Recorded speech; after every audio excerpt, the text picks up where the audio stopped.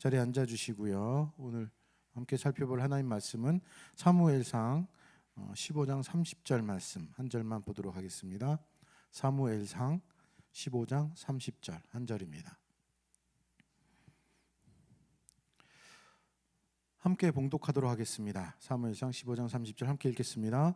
사울이 이르되 내가 범죄하였을지라도 이제 청하옵나니 내 백성의 장로들 앞과 이스라엘 앞에서 나를 높이사 나와 함께 돌아가서 내가 당신의 하나님 여호와께 경배하게 하소서 하더라. 아멘. 계속해서 착각 시리즈를 설교하고 있는데요. 오늘로 7번째 시간이고 또 핑계라는 제목 아래서 세 번째 마지막 설교를 합니다. 마지막이라는 것은 다음 주에는 다른 주제로 설교할 계획입니다. 우리 교회에서는 정말 흔하지 않는 일인데 예배 시간에 대해서 잘 못 지킬 경우들이 있습니다. 이유가 뭔가 하면은 보통 예배 시간을 몰라서는 아닐 거예요. 예배 시간이 계속 고정되어 있고 그럴 리 없는데 또 오는 거리나 시간도 대충 알긴 알지만은 가끔 특별한 사정이 있어서 지각을 하기도 합니다. 그 지각을 했을 경우에 우리 교회는 이제 이렇게 문을 열고 들어오고 뭐 이런 게 없는데 문이 이렇게 삐걱 소리 나는 옛날 교회들 있잖아요. 참 민망해요. 이렇게 삑 소리 나면은 민망합니다. 그러면 이제 살짝 이렇게 피해서 살짝 들어와서 뒤쪽에 앉게 되죠. 그 미안하고 민망한 마음도 조금 시간이 지나면 없어지는 것이 반갑게도 나보다 늦게 온 사람을 발견하면은 없어집니다. 사실 우리들이 뭔가 잘못을 했을 경우에 그런 일이 참 많이 있어요. 내가 뭔가 이것은 실수했다, 잘못했다 하더라도 그것에 대하여서 핑계댈 거리가 생겼을 경우에 편안해집니다. 동지를 만날 때 특히 그렇죠. 하지만은 내가 잘못한 것은 여전히 잘못한 겁니다. 그것에 대하여서 없어지는 건 아닙니다. 오늘 본문에서는 하나님께 범죄하였음에도 불구하고 핑계를 대는 사울이라는 사람이 등장하는데요. 사울이 되는 이 핑계는 우리들이 즐겨 사용하는 핑계입니다. 핑계에 대해서 세 번째 주인데 첫째 주에는 모세 이야기를 했었습니다. 그래서 모세는 못한 것이 아니라 안 한 것이다 라는 것에 중점을 뒀어요. 우리가 신앙생활하면서 여러 가지 핑계를 대지만은 정작 내 속마음은 하기 싫어하는 것. 사실 안 하려고 하는 것이 더 많다는 겁니다. 안과 못의 차이는 굉장히 큽니다. 부모 입장에서 자녀들을 바라볼 때 뭔가 시켰을 때 얘가 못하는지 안 하는지 확 알아봐요. 아이들은 모르겠지 할지 모르지만 부모는 알아봅니다. 마찬가지로 하나님이 보시기에 우리들이 안 하느냐 못 하느냐의 차이는 금방 알아봅니다. 모세를 통하여서 그 말씀을 드렸습니다. 그리고 지난주에 핑계 두 번째 주에는 철병거를 말씀드렸지만은 이 철병거는 우리들이 가지고 있는 강력한 핑계거리를 얘기를 합니다. 이스라엘 사람들이 특히 유다 지파 말씀드렸지만은 철병거를 이야기했을 경우에 다른 지파 사람들도 끄떡거릴 만한 수긍할 만한 핑계거리입니다. 이것 때문에 이랬어 그러면 어쩔 수 없지 이런 거예요. 근데 우리들도 그런 것들이 있고 그것을 잘 찾아보자 말씀드렸습니다. 그리고 오늘 세 번째로는 그 잘 찾아보는 철병거 중에서 가장 강력한 것 하나 더 실제적으로 잘 사용하는 것을 살펴보려고 합니다. 오늘 살펴보는 이 제목처럼 사울이라는 사람이 등장하는데 이 사울은 참 매력적인 사람입니다. 많은 사람들이 사울 하면은 같이 비교하는 사람이 있습니다. 다윗입니다.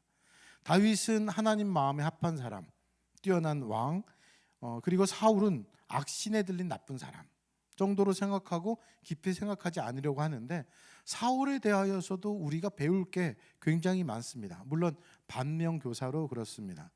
사울 그렇지만은 또한 사울이라는 사람은 굉장히 또 뛰어나기도 합니다. 우리가 가끔 착각하는 것은 나쁘다 하면은 그 사람 자체가 굉장히 못됐고 뭐 이런 것들 생각하는데 이 사울이라는 사람이 악신들긴 했지만 능력상은 뛰어난 사람입니다. 사울이라는 그 사람 하면 생각나는 것은 이스라엘의 초대 왕입니다. 사무엘에게 기름을 부음을 받아서 택함 받은 왕이에요. 그러나 왕이 되는 과정은 그리 순탄하진 않았습니다. 그러니까 사울이 왕이 된다기보다는 왕 자체를 이스라엘에 세우는 것은 사실 하나님께서 지시하고 명령하신 것이 아니라 이스라엘 사람들이 먼저 사무엘에게 가서 왕을 요구했습니다. 사무엘상 8장 4, 5절에 보면 이런 말씀이 나옵니다. 이스라엘의 모든 장로가 사무엘에게 다가갑니다. 없습니다. 이건 안 비춰서 됩니다. 그러고 나서는 하는 얘기가, 이 기분 나쁜 얘기죠. 당신은 늙고 당신의 아들들은 당신의 행위를 따르지 않는다. 사무엘, 당신 지금 늙었습니다. 당신의 아들들은 당신 같지 않아요. 그렇기 때문에 우리들도 모든 나라와 같이 우리에게 왕을 세워서 우리를 다스리게 해주십시오. 이거 굉장히 심각한 얘기입니다. 왜냐하면 이스라엘이라는 나라는 이방 나라 가운데 들어가서 영향을 끼치어야 되는 사람들이에요. 그러니까 나를 따르라 이거예요. 내 본을 본받아라. 그런 건데 들어가서는 거꾸로 됐습니다. 모든 나라와 같이 우리도 왕을 세워주십시오. 영향을 받은 겁니다. 장로들의 말을 들은 사무엘 기뻐하지 않았죠. 이스라엘 사람들의 의도를 알기 때문에 그렇습니다. 하나님은 더 잘 아시죠. 그렇기 때문에 그렇게 말씀하십니다. 백성이 내게 한 말을 다 들으라. 이는 그들이 사무엘 너를 버린 것이 아니라 나를 버려서 내가 그들의 왕이 되지 못하게 하려는 것이다 하면서 왕의 제도는 얘기해 줘라. 너희들이 그렇게 세우고 싶어하는 왕의 제도는 이렇다라고 얘기하시는데 8장 11절부터 왕의 제도를 아주 자세하게 얘기를 해주십니다. 왕이 있으면 그 왕이 어떤 일들을 행할 것이다라는 것을 얘기하는데 그 이야기가 썩 좋지는 않아요. 제가 요약해서 말씀드리면은 왕이 되면 왕이 너희들의 아들들, 이스라엘 백성들의 아들들을 데려다가 병거나 말을 다루게 하고 또 딸들을 데려다가 향료나 요리를 만들게 하고 떡 굽는 일을 시킬 것이고 니네들이 지금 가지고 있는 땅에서 밭에서 포도원 감람원에서 나는 가장 좋은 것을 왕이 마음대로 자기 신한테도 나눠줄 거다. 추수한 곡식이나 포도내 소산의 11조도 거둬들이고 너희들이 지니고 있는 남종이나 여종 또는 가장 뛰어난 젊은이 나귀들 가축 중에서도 가져와서 왕이 자기 편한 대로 일을 시킬 거다. 별로 좋은 얘기 아니죠. 내 것을 뺏기는 겁니다. 뺏기는 뿐만 아니라 결정적으로 이런 말씀을 하세요. 그날에 너희는 너희가 택한 왕으로 말미암아 부르짖고 그 나라의 여호와께서 너희에게 응답하지 아니하시리라. 니네가 왕 세우자고 했지? 그래, 세워줄게. 그 대신 그 왕 때문에 너희가 내게 부르짖을 일이 있다 하더라도 나는 그때는 들어주지 않을 거야. 물론 나중에 들어주시긴 합니다. 그런데 이 상황 속에서 그렇게 얘기를 하십니다. 그랬더니 백성들이 무엇이라 하느냐? 사무엘상 8장 19, 20절에 보면 이렇게 얘기합니다. 백성이 사무엘 말 듣기를 거절해요. 아니로소이다. 우리도 왕이 있어야 하리니 우리도 다른 나라들 같이 되어 우리의 왕이 우리를 다스리며 우리 앞에 나가서 우리의 싸움을 싸워야 할 것입니다. 이렇게 얘기를 합니다. 인간이 죄인이라는 것을 이런 데서 많이 발견하게 되는데요. 이스라엘 백성들이 왕을 요구하는 이유가 여기서 나와요. 먼저는 우리를 다스리며 그러지만 이 다스리며가 중요한 게 아니에요. 뒤쪽에 있는 말이죠. 우리 앞에 나가서 우리의 싸움을 싸워달라는 겁니다. 나를 보호해달라. 내가 가지고 있는 재산들 없어지면 안 되잖아요. 적들이 있으니까 막강한 적들 앞에서 우리의 왕이 나가서 싸우자는 쪽이 초점입니다. 그래서 이방인들처럼 강력한 왕을 세워달라라는 거예요. 이방 나라들은 아주 강력한 사람들이 있거든요. 사실 가나안 땅에는 네피림이라는 사람이 있었는데 네피림족이 있는데 거인입니다. 거인. 그러니까 그 땅에 들어가서 전쟁에 능하고 이게 키 크고 거인들 보면 겁나잖아요. 그러니까 우리도 왕을 세워서 왕이 우리를 지켜달라, 왕을 세워달라 이렇게 얘기하는 겁니다. 그래서 세워진 왕이 사울이에요. 사울에 대한 소개는 사무엘상 9장 1, 2절에서 나옵니다. 베냐민 지파의 기스라 이름하는 유력한 사람이 있었다. 사울의 아빠입니다. 근데 그에게 아들이 있었는데 그의 아들 이름이 사울이에요. 사울에 대한 평가는 2절에서 등장하는데 준수한 소년이다. 이걸 뭐 잘생겼다 이렇게 표현하기도 합니다. 다른 데서는. 그런데 그 뒤에 나오는 구절이 백성의 마음에 딱 들 겁니다. 이스라엘 자손 중에 그보다 더 준수한 자가 없고 키는 모든 백성보다 어깨 위만큼 더 컸더라. 그러니까 커요. 키가 큽니다. 등치가 좋아요. 지금은 무기가 좋고 머리를 잘 써야지 전쟁에 승리하지만 그 당시에는 키가 크고 등치가 좋은 것이 한마디로 짱입니다. 그들은 왕은 자신들을 지켜주고 앞서 싸워줄 사람을 요구를 했고 사울은 다른 어떤 백성들보다 어깨 위만큼 더 크기 때문에 그럴 만한 외모를 지닌 사람입니다. 그래서 사무엘상 10장 24절에 보면 이런 말씀이 나옵니다. 사무엘이 모든 백성에 이르되 너희는 여호와께서 택하신 자를 보느냐? 사울을 지칭하는 겁니다. 모든 백성 중에 짝할 리가 없느니라. 짝할 리가 없다라는 것은 그에 견줄 만한 사람이 없다는 거예요. 최고라는 겁니다. 그랬더니 모든 백성이 뭘 하냐면은 왕의 만세를 외쳐 부릅니다. 와, 우리 너무 좋다 이거야. 물론 조금의 불량배들이 불만 어린 섞인 목소리를 냈다라고 성경에서 이야기하고 있지만은 대부분의 평가는 최고예요. 우리를 지킬 만한 왕으로 딱 겉보기에 좋다는 겁니다. 그렇게 선출된 사람이 사울이에요. 처음에 사울은 겸손한 모습을 보이지만은 왕이 됩니다. 그러고 나서는 달라지기 시작해요. 어떻게 달라지느냐? 남자에게 있어서의 권력욕이라는 것은 버릴 수 없을 만한 굉장한 유혹이라고 얘기를 합니다. 저는 올라가 보질 않아서 모르겠는데 여러분들 주변에 혹시 정치하시는 분들 있으면은 참 안타깝게도 떨어져도 또 하고 떨어져도 또 하고 한 번 되면 계속 하려고 하고 이런 모습들을 보게 됩니다. 우리나라 정치 역사상 보더라도 한 번 올라가면 내려오질 않으려고 하는 경우가 굉장히 많이 있습니다. 사울은 이제부터 그 모습을 보입니다. 그래서 중간에 부분 쑥 넘어가서 15장으로 넘어가서 이제 오늘 본문을 살펴보려고 하는데 15장에는 아주 유명한 구절이 있습니다. 22절 하반절에 보면은 순종이 제사보다 낫고 듣는 것이 순양의 기름보다 나으니 이런 구절이 있어요. 여러분들은 어쩔지 모르지만 저는 이 구절이 굉장히 익숙합니다. 왜냐하면 어렸을 때부터 부모님이 특히 어머님이 저에게 혼내면서 하는 말이었어요. 순종이 제사보다 낫단다. 순종해라 이렇게요.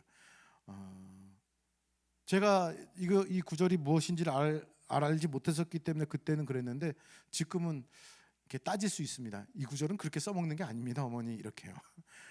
순종이 제사보다 낫다. 이 구절은 그런 게 아닙니다. 근데 아무튼간 이 구절을 이제부터 살펴보겠습니다. 15장 1절입니다. 15장 1절 보면은 사무엘이 사울에게 이르되 여호와께서 나를 보내어 왕에게 기름 부어 그의 백성 이스라엘 위에 왕으로 삼으셨은즉 이제 왕은 여호와의 말씀을 들으소서. 이 구절은 되게 중요합니다. 보십시오. 성경을 읽을 때 제가 가장 필요한 것은 무엇이라 말씀드렸냐면 이성이에요. 머리입니다. 생각을 하면서 읽어야 돼요. 근데 생각을 잘 안 하기 때문에 이런 구절을 보더라도 따지지 않는데 따져야 됩니다. 이렇게 한번 보면요, 이렇게 나옵니다. 여호와께서 나를 보내어 왕에게 기름 부어 그의 백성 이스라엘 위에 왕으로 삼으셨은즉 이렇게 나옵니다. 왕이 된 거 누가 모르나요? 다 알고 있습니다. 그런데 굳이 다시 한번 얘기를 합니다. 하나님께서 당신을 왕으로 삼으셨습니다. 강조합니다. 이 말은 그런 거죠. 당신이 지금 그 자리에 있는 것, 왕이 된 것은 누구 때문인가요? 누구 덕분이에요? 하나님 덕분입니다. 그 다음에 나오는 단어를 우리는 눈여겨봐야죠. 이제라는 단어입니다.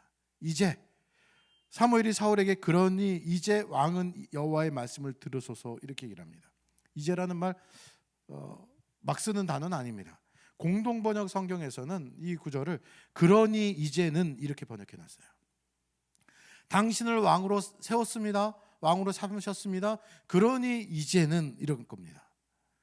제가 여러분에게 혹 몇 분들에게 그러니 이제는 성경 좀 읽으십시오 이렇게 얘기할 때는 성경을 읽고 있는 건가요? 읽지 않는 건가요? 읽지 않는 겁니다. 그러니 이제는 이렇게 나오는 것은 이 사울의 지금 상태를 짐작할 수 있는 단어입니다. 사울이 하나님 말씀을 잘 듣지 않았다는 거예요. 않았기 때문에 당신이 그 자리에 있는 건 하나님 덕분입니다.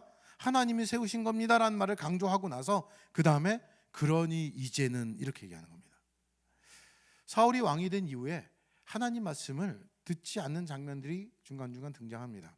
특별히 이 앞에 있는 10장 가보면은 유명한 한 단어가 등장하는데 그 단어가 부득이하여라는 단어예요. 이 단어도 언젠가 설교할 때가 있겠지만은 부득이하기 때문에 하나님 말씀 어겼습니다라는 겁니다. 사무엘이 와서 제사를 드려야 되는데 사울이 백성들이 막 도망가기 시작하니까 스스로 그냥 제사를 드려요. 그래서는 안 되는데 그러고 나서 하는 말이 부득이하여 이런 겁니다. 어쩔 수 없습니다 이렇게 얘기하면서 죄를 짓습니다. 그래서 사무엘은 그때 일도 있었기 때문에 당신이 어떻게 왕이 되었는지를 각인시키고 그러니 이제는 하나님 말씀 들으라는 겁니다. 우리도 마찬가지입니다. 그러니 이제는이라는 이 말을 하는 것은 좀 상태가 안 좋은 상황입니다. 우리가 하나님 말씀을 안 들을 때 아마 하나님이 이렇게 얘기하실 것 같아요. 우리가 어떤 존재인가요? 하나님을 통해서 구원받고 하나님의 은혜로 하나님의 자녀가 된 사람들입니다.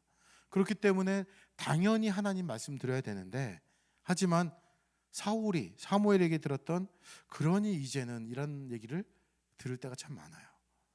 부모된 입장에서 자녀들에게도 그렇게 얘기를 할 때가 참 많습니다. 야, 이제는 좀, 이번에는 뭐 이런 거 있죠. 사무엘이 사울에게 그렇게 얘기하는 겁니다. 그러니 이제는, 이번에는 이렇게 얘기를 합니다. 그러니 이제는 하나님 말씀대로 해야 돼. 오늘 나에게 또 적용할 부분이기도 합니다. 아무튼 본론으로 다시 돌아와서요. 사무엘은 하나님의 말씀을 아주 신중하고 그리고 강한 어조로 사울에게 전합니다. 그 내용의 요점은 아말렉을 쳐서 멸하라는 내용이에요. 아말렉이라는 족속은 이스라엘 백성들이 출애굽할 때 얼마나 피곤하겠어요. 이스라엘 사람들 이렇게 막 장정만 60만 명에 우르르 나오거든요. 근데 그 출애굽해서 피곤한 와중에 뒤에서 친 족속이에요. 그래서 하나님께서 신명기 25장 19절에 보면은 그들을 도말해라 이런 내용도 나옵니다. 하나님께서 이것을 중요하게 언급하시는 이유는 피곤해진 이스라엘을 쳐서가 아니에요. 야, 싸우려면 정정당당하게 싸워야지 왜 피곤한데 뒤에서 쳐, 이게 아니라 하나님께서 출애굽시키고 있거든요. 그런데 그 출애굽하는 이스라엘을 치는 것은 누굴 치는 것과 똑같은 거냐면은 하나님을 치는 겁니다. 하나님을 대적한 거예요. 하나님께 불순종하고 하나님을 대적했기 때문에 그들을 멸하신다라는 의미입니다. 그렇기 때문에 실행에 옮기려고 구체적으로 설명해 주신 것이 15장 3절입니다. 지금 가서 아말렉을 쳐서 그들의 모든 소유를 남기지 말고 진멸하되 남녀 소와 젖 먹는 아이 우양 낙타 나귀를 죽여라. 이거 조금 특이한 부분입니다. 왜냐하면 한마디면 끝나요. 사실은 아말렉을 가서 쳐서 싸그리 다 죽여라, 다 없애라, 끝이거든요. 그런데 굳이 모든 소유를 남기지 말고 진멸하되 하면서 모든 소유가 무엇인지 또 설명해 줘요. 남녀 소와 젖 먹는 아이 우양 낙타 나귀 죽여라. 왜 그럴까요? 이렇게 생각하시면 됩니다. 부모된 입장에서 자녀에게 잠시 외출하면서 얘기를 해요. 야, 너 집 잘 지키고 어질러피지 마. 이러면 끝나는데 얘기합니다. 너 주방에서 이거 건들지 마. 너 거실에서 이런 거 하지 마. 너 혹시라도 TV 보면 TV 또 다시 꺼야 돼. 이런 것들 자세하게 얘기하는 것은 강조하기 위함이에요. 모든 소유 죽여라 해도 될 거를 자세하게 하나 얘기합니다. 근데 그렇게 자세하게 하나하나 얘기하면서 강조하는 것은 그만큼 걱정하는 거기도 합니다. 자꾸 어겨왔기 때문에. 그래서 이번만큼은 하나님께 순종해라 강조하는 거예요. 이번만큼은 순종해라. 반드시 이번만큼은, 그러니 이제는 순종해라 라는 겁니다. 사울은 하나님의 명을 들었고 실행에 옮깁니다. 백성들을 모으고 전쟁을 해요. 아말렉을 칩니다. 전쟁의 결과는 금방 나옵니다. 대승을 합니다. 8절에서 보면 이렇게 나옵니다. 아말렉 사람의 왕 아각을 사로잡고 칼날로 그의 모든 백성을 진멸했다. 이렇게 나옵니다.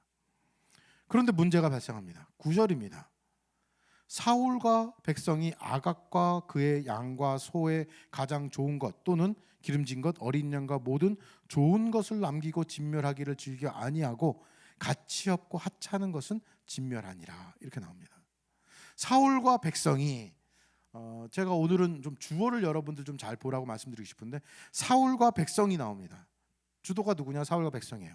아각은 아말렉의 왕입니다. 아각과 양과 소의 가장 좋은 것과 기름진 것과 어린 양과 모든 좋은 것은 진멸하기 즐겨하지 아니했다. 이렇게 나와요. 진멸하지 않습니다. 그리고 가치 없고 하찮은 것은 진멸합니다. 사실 저는 이 구절만으로도 이렇게 막 설교를 하고 싶었어요. 왜냐하면 우리 신앙생활하고 너무 잘 맞아요. 우리의 신앙생활은 어떻게 하느냐? 좋은 것은 남기고 하찮은 것은 드리는 경우들이 많이 있거든요. 내 것은 취하고 남은 것은 하나님을 위해서 쓴다고 생색낼 때가 있기 때문에 그렇습니다. 아무튼간 사울과 백성이 하나님의 말씀을 어깁니다. 그 말씀을 지키지 못합니다. 그리고 여기 보듯이 진멸하기를 즐겨 아니했다고 나옵니다. 아니하다는 말에는 이 주어의 의지가 담겨져 있어요. 못한 게 아니에요. 아니한 겁니다. 이제부터 우리가 해야 할 일은 이 본문 이후로 보면서 사울이 어떤 모습을 드러내고 있는가를 찾아봐야 합니다. 저는 이렇게 표현했는데 망가지고 있습니다. 사울이 이제부터. 왕이었던 사울이 망가질 뿐만 아니라 비참하고 비굴한 모습까지도 보이기 시작하는데 오늘 본문 좀 전에 말씀드린 대로 주어를 좀 잘 보시면 좋습니다. 11절입니다. 하나님께서 이렇게 얘기하세요. 사울을 왕으로 세운 것을 하나님께서 후회하신다 이렇게 나와요. 하나님께서 내가 사울을 왕으로 세운 것을 후회하고 내 명령을 행하지 않았기 때문에 내가 후회한다. 이 얘기를 들은 사무엘은 근심합니다. 하나님을 따르지 않고 하나님의 명령을 행하지 않았기 때문에 사무엘은 근심해서 온 밤을 하나님께 기도합니다. 속상한 거예요. 사무엘을 세웠는데 그 사무엘이 하나님의 말씀을 따르지 않고 명령을 행하지 않습니다. 게다가 조금 전에 살펴봤듯이 그러니 이제는 들어달라 자세하게 설명했는데도 불구하고 듣지 않아요. 그리고 아침 일찍 일어나서 사무엘은 사울에게 갑니다. 한 사람이 사무엘에게 고합니다. 사울이 갈멜에 이르러서 자기를 위해서 기념비를 세웠대요. 그러니까 자기가 아말렉 족속을 이기고 나선 기념비 세운 겁니다. 하나님을 드러내기보다는 자신을 드러내요. 뭔가 느낌이 좋지 않습니다. 하나님께서는 사울을 왕으로 삼은 것을 후회한다고 말씀하셨는데 사울의 모습이 자꾸만 엇나가는 것 같습니다. 사무엘은 사울을 만나러 갑니다. 만났습니다. 그리고 나오는 구절이 13절입니다. 사울이 뭔가 찔렸는지 선수를 쳐요. 13절에 보면 이렇게 나옵니다. 사무엘이 사울에게 이른즉 사울이 그에게 이르되 원하건대 당신은 여호와께 복받으소서 내가 여호와의 명령을 행했습니다 라는 거예요. 제가 오늘 부모와 자녀의 관계로 자꾸 얘기하는데 너 집에서 얌전히 있어 어지럽히면 안 돼. 그러고 나서 집에 딱 들어왔는데 아이가 먼저 얘기해요. 나 아무것도 안 건드렸어. 나 아무것도 안 했어. 이거 뭐죠? 했다는 거예요. 마찬가지입니다. 내가 여호와의 명령을 행하였습니다 이렇게 얘기를 해요. 당신은 여호와께 복받으소서 내가 여호와의 명령을 행하였습니다. 자신을 위해서 기념비 세우고 명령 어긴 사울임을 알고 있는데 당당하게 얘기합니다. 그래서 사무엘이 얘기합니다. 내 귀에 들리는 이 양의 소리, 소의 소리는 어찌 된 겁니까? 오늘 본문을 살펴보다 보면 소리가 많이 나옵니다. 양의 소리, 소의 소리는 뭡니까? 그랬더니 15절에서 얘기를 해요. 사울이 이르되 그것은 여기 한번 보십시오. 아마 이거 제가 해놨을 것 같은데 말씀 비춰주시면은 사울이 이르되 그것은 무리가 아말렉 사람에게서 끌어온 것인데 백성이 이렇게 나와요. 당신의 하나님 여호와께 제사하려 하여 양들과 소들 중에서 가장 좋은 것을 남기며 그 외의 것은 우리가 진멸하였습니다. 한꺼번에 비춰놨을 겁니다. 예, 이거 되게 웃깁니다 말이. 그것은 누가 했다고요? 무리가 아말렉 사람에게서 끌어온 겁니다. 누가요? 백성이 당신의 하나님 여호와께 제사하려고. 하나님은 진멸하라고 했는데 하나님께 제사하기 위해서 하나님 말씀을 어겼대요. 이거는 모순이죠. 그 외의 것은 우리가 진멸했습니다. 사울의 답변에서 무리가 백성이 당신의 하나님이 제사하려 하여 모순되는 이상한 말들을 얘기를 합니다. 그 외에는 진멸했다고요. 제가 자꾸만 아이들 얘기하지만은 아이들에게 늘 한 얘기 중에 하나가 방 치워 이런 거 얘기하거든요. 방 좀 깨끗하게. 그래서 와서 보면은 안 치워놨어요. 그러면은 부모 입장에서는 야단칩니다. 왜 안 치웠어? 그러면 이 아이들이 뭘 하는지 아세요? 책상 위는 치웠어. 침대 위는 치웠어. 옷은 걸어놨어. 일부분 한 것을 가지고 했다라고 얘기를 합니다. 아니에요. 부모 입장에서는 안 치운 겁니다. 그거는. 네. 뒤에서 자꾸만 하지 말라고 얘기하는데 안 치운 거예요. 진멸하라는 말은 모든 걸 싸그리 답니다. 그랬는데 그 외의 것은 진멸했습니다. 그렇게 핑계를 대요. 어이없는 핑계입니다.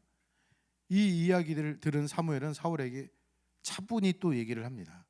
하나님께서 나에게 말씀하셨는데 어떻게 했는가? 간단히 말씀드리면 왕이 스스로 작게 여길 때 하나님께서 당신을 지파의 머리로 삼았습니다. 왕으로 세웠습니다. 그런데 왕이 여호와의 목소리를 청종치 아니했기 때문에 아니하고 탈취하기만 급해서 여호와께서 악하게 여기는 것을 행했습니다. 야단치는 겁니다. 그랬더니 20절과 21절에서 이렇게 얘기를 합니다.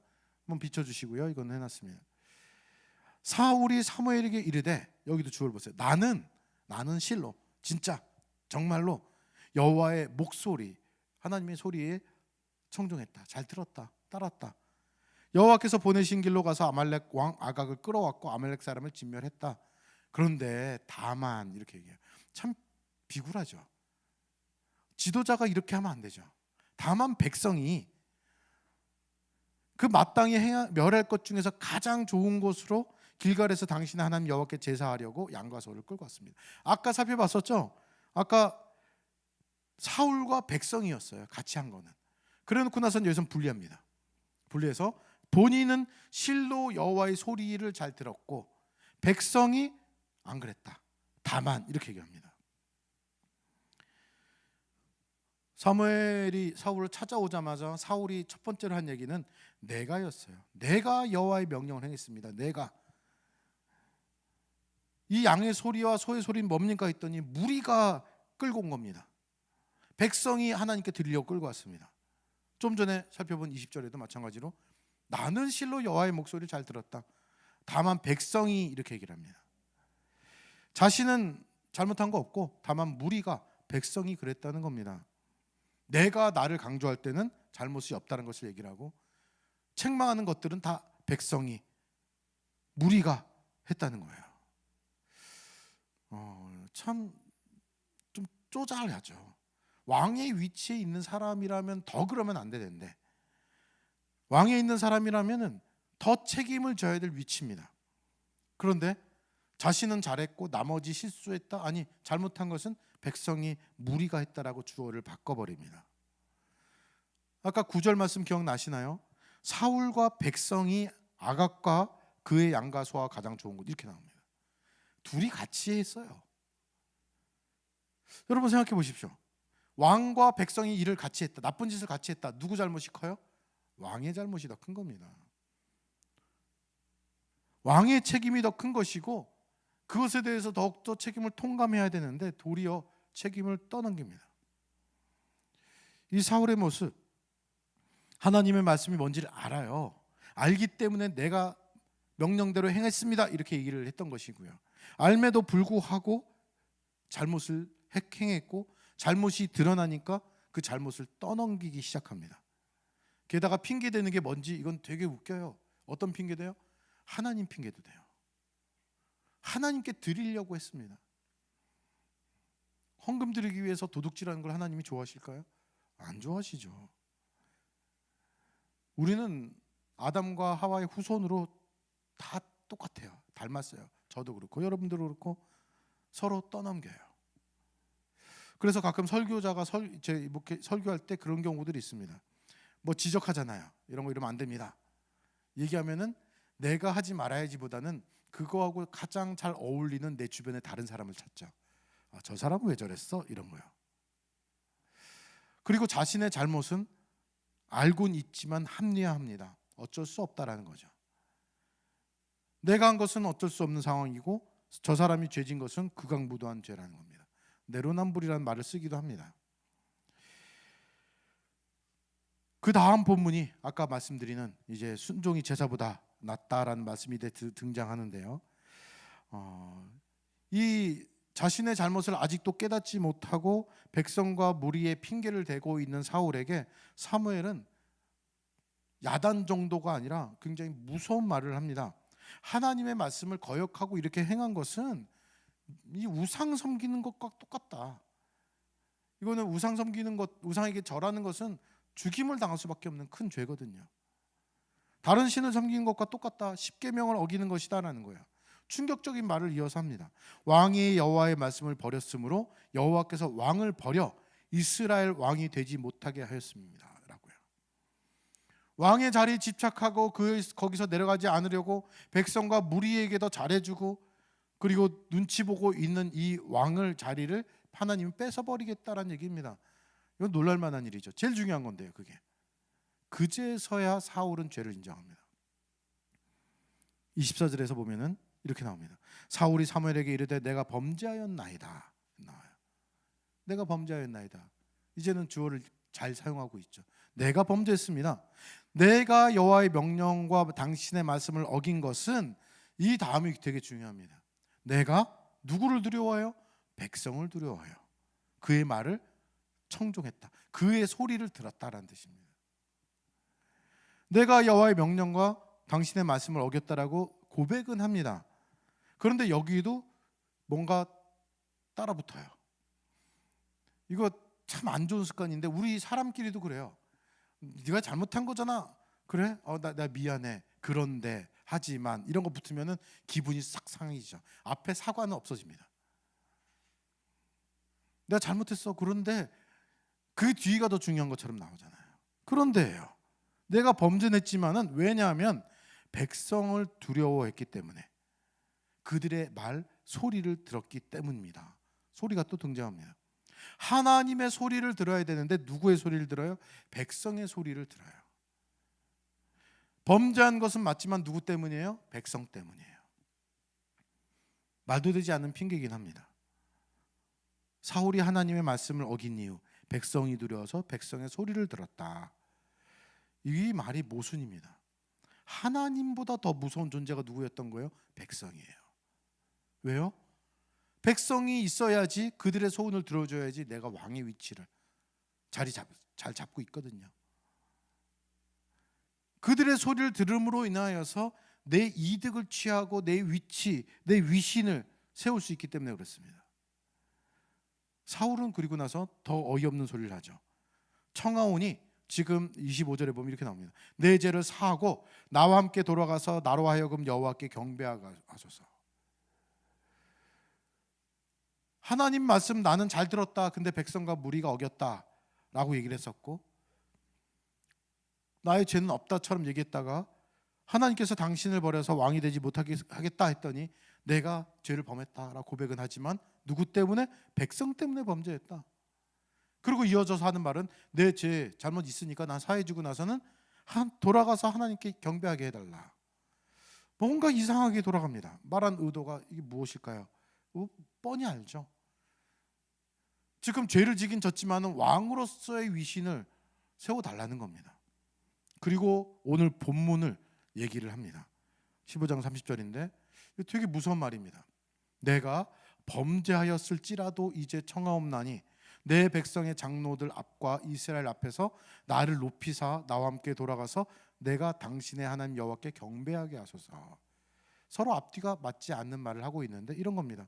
주일 결석하고 11조 안 내고 예배도 안 드리고 술도 잘 먹고 담배도 피고 사람들 사기도 치고 도둑질도 하고 폭행도 하고, 그런데 제가 교회에서 위치가 있으니까 사람들 앞에서는 저를 높여주십시오. 제가 하나님께 예배드린 모습 보이겠습니다. 내가 범죄했을지라도, 이거 무슨 말입니다. 내가 죄를 졌지만 그래도 죄를 졌다가 초점이 아니라 찌라도의 초점이에요. 찌라도 나는 세워달라. 왕이 될 때는 겸손했습니다. 하지만은 왕이 되고 난 이후에 바뀌었어요. 왕이 된 후에 자기의 자리를 지키기 위해서 자신을 왕으로 삼은 하나님보다 백성들의 소리에 귀를 기울입니다. 하나님이 세우신 것에도 불구하고 백성들이 왕으로 만세했거든요. 그 만세를 외친 백성들의 그의 소리가 더 귀를 기울입니다. 하나님의 소리, 하나님의 눈치 보는 것이 아니라 백성의 소리, 백성의 눈치를 보는 자가 됩니다. 우리도 마찬가지입니다. 우리들의 핑계, 하나님의 시선보다는 사람들의 시선, 주변의 소리, 주변의 이 환경, 배경 때문에 우리는 핑계를 냅니다. 왜냐하면 그것은 내 이익, 내 소유, 내 권리, 내 위치와 관계되어 있기 때문에 그래요. 그렇기 때문에 주변의 소리에 민감합니다. 하나님 앞에서라는 유명한 말이 있습니다. 여러분들 라틴어로 코람데오라고 하는데 가끔 보셨을 겁니다. 코람데오 뭐 이런 말 쓴 사람이 있습니다. 하나님 앞에서요. 이건 누가 한 말인가 하면은 베드로가 공회에 가서 아주 높은 사람들 위치에서 한 얘기입니다. 하나님 앞에서 너희 말 듣는 게 옳으냐 하나님 말 듣는 게 옳은지 네가 판단해봐라, 이렇게 얘기하는 내용인데요. 하나님 앞에서 하나님의 소리에 하나님 눈치 보는 것이 더 중요해져야 되는데 사울은 그렇지 못해요. 우리들이 주로 쓰는 겁니다. 하나님 눈치 보기보다는 사람 눈치 보는 거. 중학교 때 또는 직장 가서 제일 많이 못하는 것 중에 하나는 기도입니다. 특히 식기도요. 밥 먹기 전에 이렇게 기도할 때 사람들 눈치 보거든요. 다른 아이들이 다 밥 먹고 있는데 혼자 이렇게 딱 기도하면은 어색해요. 우린 그뿐만 아니라 사람들 눈치 보기 때문에 어쩔 수 없다라는 핑계를 대고 그것을 서로 인정해 주는 것들이 되게 많이 있습니다. 범죄했을지라도 나를 높여달라, 사람들 시선을 의식하는 거예요.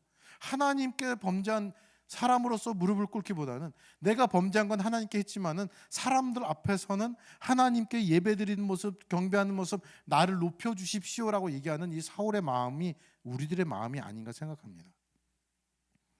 하나님의 말씀에 귀를 안 기울이고 불순종한 사람들이 여기 오늘 본문에 등장합니다.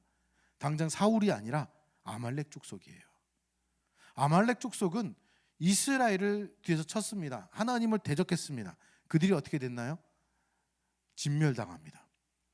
그리고 33절에 보면 이렇게 나와요. 아각을 찍어 쪼개니라, 이렇게 나옵니다. 이 찍어 쪼갠다라는 말은 사람에게 쓰는 단어가 아니에요, 사실. 그런데 이것은 이렇게 쓸 만큼 아주 잔인한 단어인데 이걸 다른 성경에서는 난도질하다, 토막을 내다, 이렇게 나와요. 아각을 토막을 내요. 난도질합니다. 왜요? 하나님을 대적하고 하나님의 소리에 귀를 기울이지 않았기 때문에요. 하나님께 범죄했을 때 이런 결과를 낳습니다. 사울은 자신의 범죄를 진정으로 회개했다면, 내가 죄를 범했을지라도 해서 진짜로 회개했다라면 가슴을 치고 울어야죠. 내가 범죄했을 때 어떻게 돼요?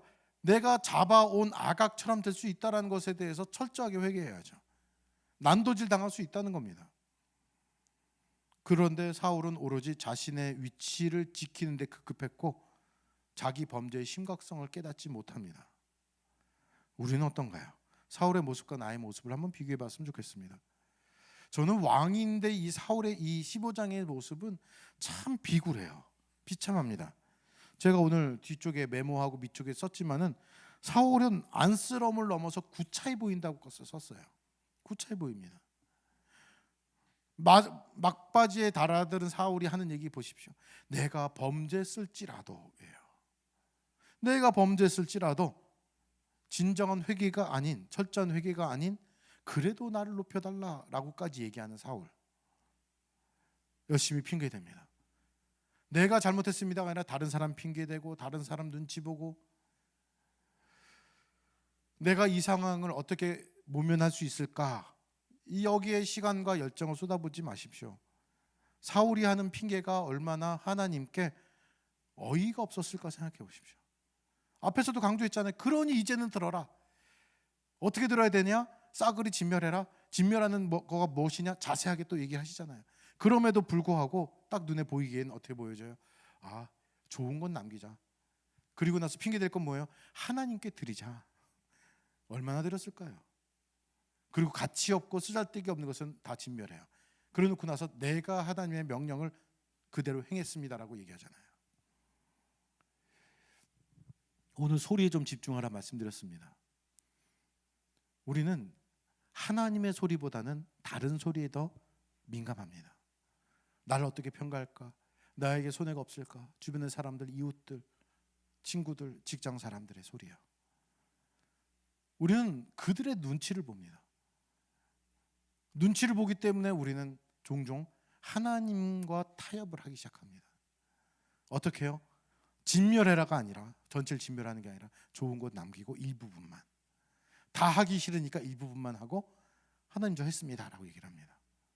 우리가 진짜 신경 써야 될 것은, 절대적인 순종을 해야 될 것은 하나님의 소리, 하나님의 눈치를 봐야 합니다. 좀 전에 말씀드린 코람데오라는 말을 베드로가 했는데, 베드로가 이것이 바뀌거든요.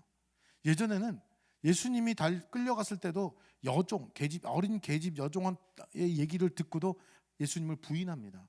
그들의 소리에 더 집중해요. 그런데 나중에는 더 높은 위치에 있는 재판관이라고 생각하시면 돼요. 공의 재판관 같은 사람 앞에서도 당당해져요. 왜냐하면 그들을 무시하는 게 아니라 하나님의 소리, 하나님의 눈치, 예수님의 눈치를 봐요. 그 눈치를 보면서 도리어 강하게 반문을 합니다. 굉장히 멋진 장면이에요. 어부였던 베드로가 도리어 높은 위치에 있는 그 사람한테, 야, 너희가 한번 생각해봐라. 너희의 소리에 내가 집중하는 게 맞니? 하나님의 소리에 집중하는 게 맞니? 하나님 앞에서 내가 어떻게 해야 될지 너희가 한번 판단해봐. 무엇이 맞는지. 오늘 핑계 마지막 설교를 하는데, 하나님 앞에서 핑계댈 게 없다는 걸 기억하십시오. 하나님 앞에서 하나님의 소리에 집중하셔야 되고, 그리고 하나님의 눈치 보십시오. 하나님 눈치 보는, 사람 소리, 사람의 눈치 볼 것이 아니라, 그리고 일부분만 하는 것은 안 하는 겁니다. 진멸해라는 말 속에는 싸그리예요. 모두 다. 그 중에 일부분 하고 나서는 나 이만큼 했습니다라는 핑계는 통하지 않는다라는 것을 기억하셨으면 좋겠습니다. 잠시 기도한 시간 가질게요.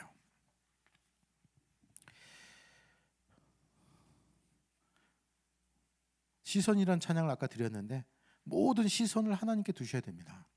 하나님의 소리에 집중하고 하나님의 눈치를 보고, 백성의 소리, 백성의 외침에 귀를 기울였다가 백성의 말대로 쫓는 잘못을 행하는 사람이 사울입니다. 그 자리를 지키기에 급급해서 범죄하게 됩니다. 그 범죄는 죄를 지었다 하더라도, 범죄했을지라도, 범죄였지라도 라는 이상한 얘기까지 하기 지경에 이르게 됩니다. 오늘 말씀 생각해 보시면서, 하나님, 내가 어디에 있든지 간에 하나님의 음성에 더 귀를 기울이겠습니다. 모든 행동을 할 때마다 하나님 눈치 보겠습니다. 그런 내가 될 수 있도록 이 시간에 잠시 기도한 시간 갖도록 하겠습니다. 함께 기도하겠습니다. 사랑의 아버지 하나님,